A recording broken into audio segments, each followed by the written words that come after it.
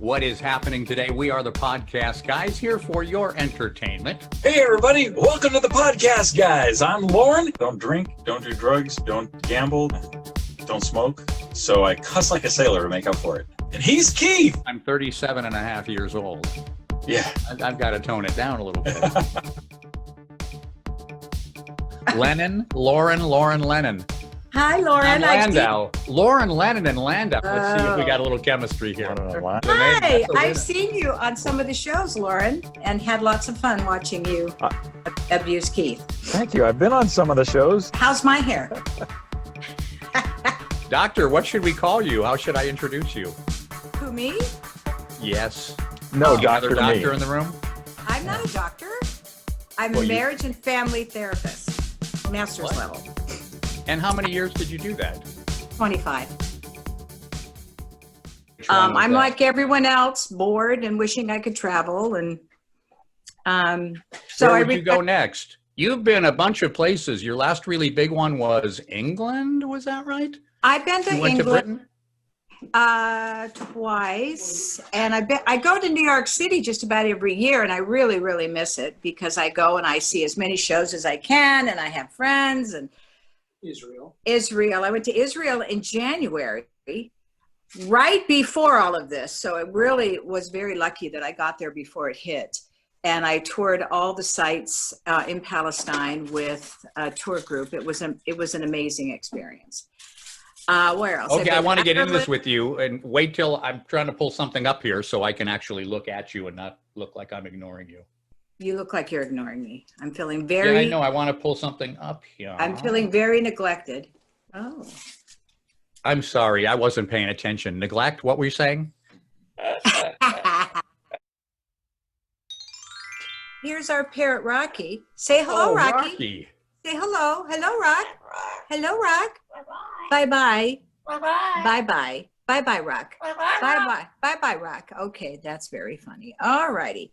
Yeah, that's my stepdaughter. I have two parrots that I inherited when I met George, so that's one of them.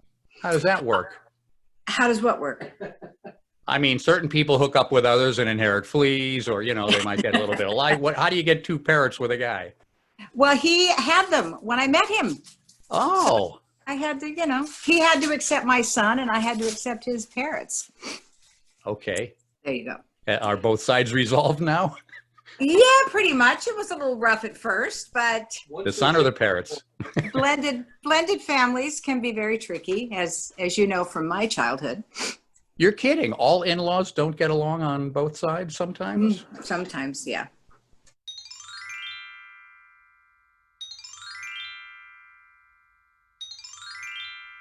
May I ask you this?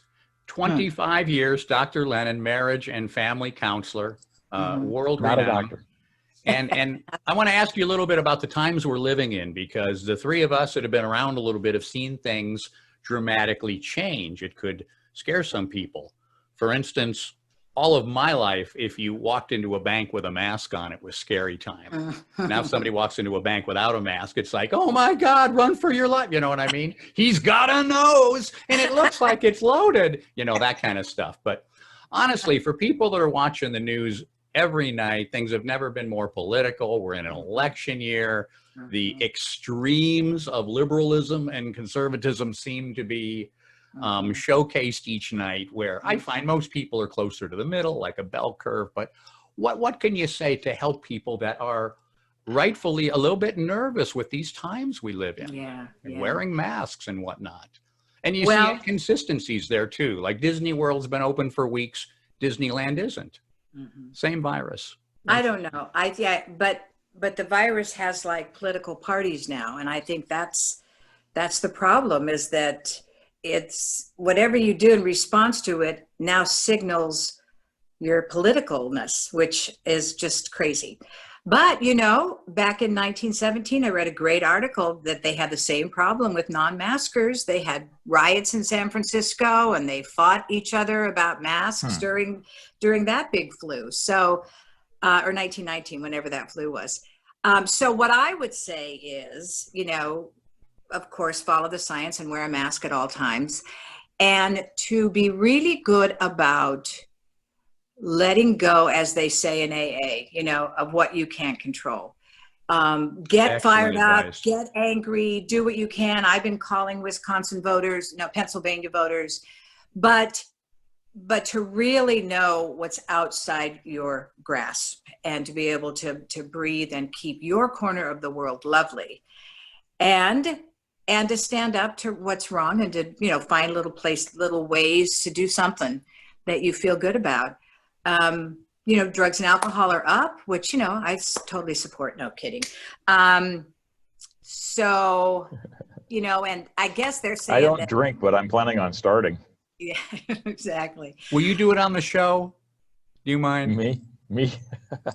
That would be it would be a quick show. I'd be like one drink. Hey. Exactly. I think you have to monitor your news watching. Some nights, Rachel Maddow has such a sad story that I have to tell George to turn it off.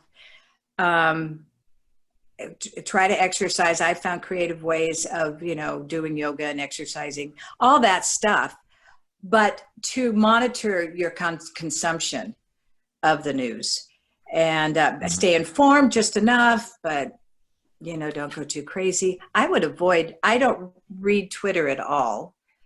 I read a lot of Facebook.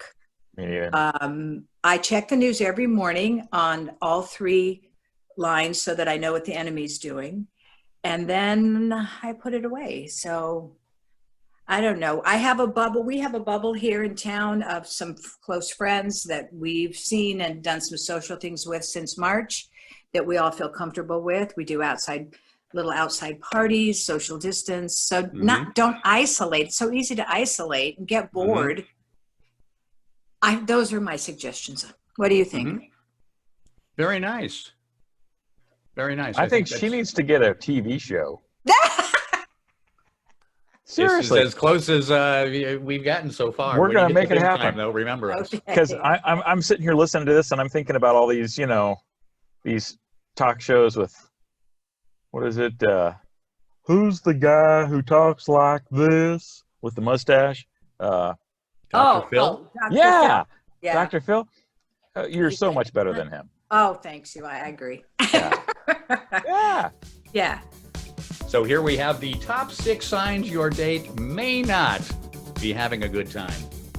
Number 1, doesn't laugh when you give yourself ketchup sideburns. Dexter Sellon says, whoa, 8:15 already. Lunges at you several times with her steak knife.